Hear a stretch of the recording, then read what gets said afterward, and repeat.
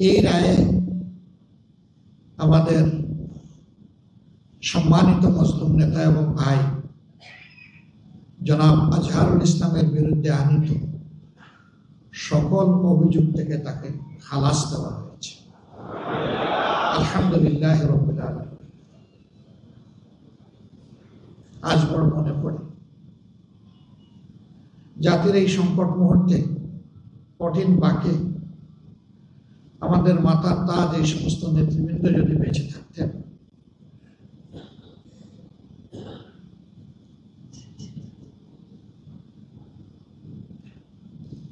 তারা তাদের প্রজ্ঞা, দূরদর্শিতা, অভিজ্ঞতা দিয়ে জাতিকে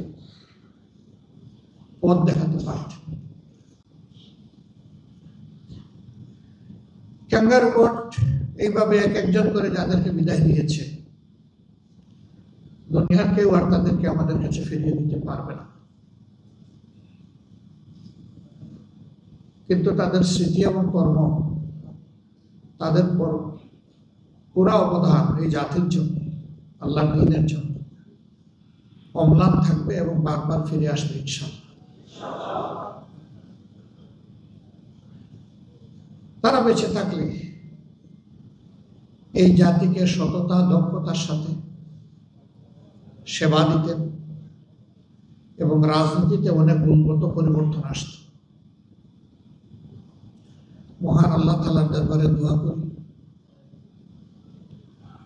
আল্লাহ তাআলা তার এই সমস্ত নেক বান্দাদের ঘাটতি যেন আমাদের পূরণ করে দেন।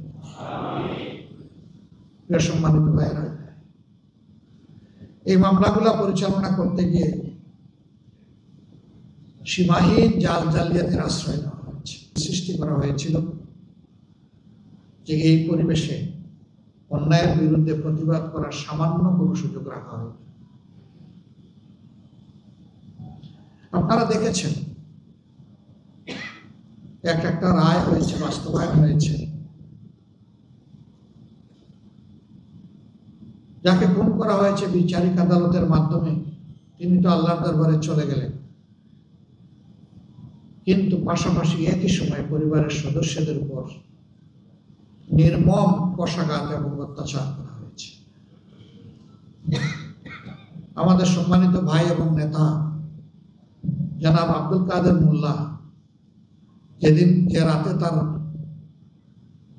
ফাঁসি জোর করে কার্যকর করা হলো, সেই রাতে তার বাসায় হামলা করা হলো, তার পরিবারের সদস্যদেরকে নাজেহাল করে শারীরিকভাবে কষ্ট দিয়ে তারপরে তাদেরকে জেলে করে দেওয়া হলো। এক একটা পরিবার ছিন্ন ভিন্ন হয়ে গিয়েছে, কোথায় কে গিয়েছে দেশে বিদেশে,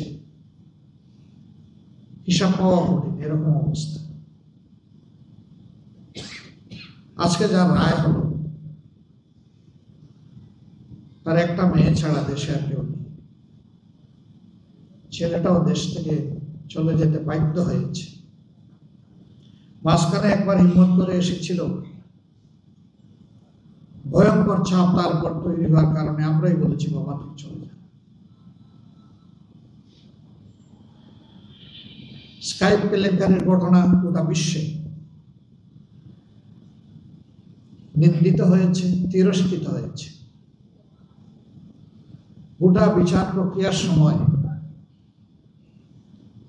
দুইটা টর্চার সেল গড়ে তোলা হয়েছিল। একটার নাম দেওয়া ছিল সেফ হোম, আর একটার নাম দেওয়া হয়েছিল সেফ হাউস। সেফ হোমে ভিকটিম নেতৃবৃন্দকে নিয়ে নাজেহাল করা হতো। সেখানে জিজ্ঞাসাবাদের উচ্চ আদালতের ডিরেকশনও ফলো করা হয়নি, লঙ্ঘন করা হয়েছে। নির্গম রেখে ঘন্টার পর ঘন্টা, দিনের পর দিন তাদের উপর অত্যাচার চালানো হয়েছে। আমরা তখন নীরবে সহ্য করেছি, সঙ্গত অবস্থান থেকে প্রতিবাদ জানানোর চেষ্টা করেছি। চোখের পানি দিয়ে আল্লাহ তাআলাকে বলেছি, হে আল্লাহ, ইন্নাকা আলা কুল্লি শাইইন কাদির, তুমি সকল কিছুর উপর ক্ষমতাবান হে মাবুদ।